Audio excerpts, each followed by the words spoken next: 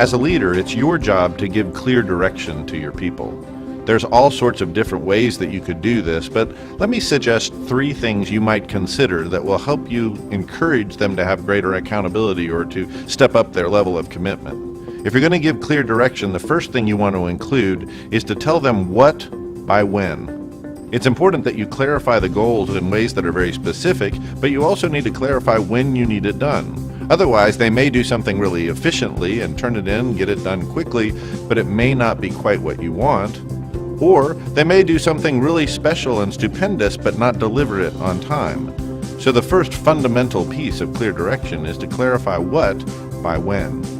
Secondly, you want to clarify the givens and the no-goes.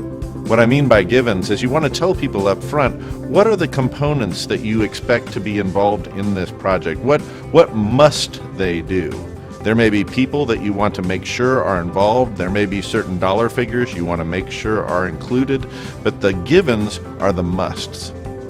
On the other hand, you want to clarify the no-goes. These are those things that under no circumstances should be included in this. Maybe they're people that should not be included. Maybe they are options that from the very beginning you want to rule out of consideration. When you give people an idea of the givens and no-goes up front, you save them from wasting their time and energy on things that are not pertinent to the project at hand. Here's how you might incorporate these specifics into your direction so that they don't limit your people's initiative and innovation. Consider leading in the voice of a riddle.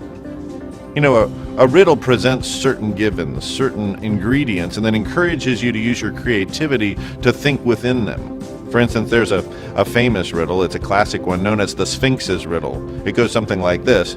What walks on 4 legs in the morning, 2 legs in midday, and 3 legs in the evening?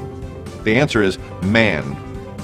In the morning of his life, when he's a child, he crawls. That's like 4 legs. During the main part of his story, during his adulthood, he walks in 2 legs. And finally, in the evening of his life, his elderly years, he walks with a cane, and that's 3 legs.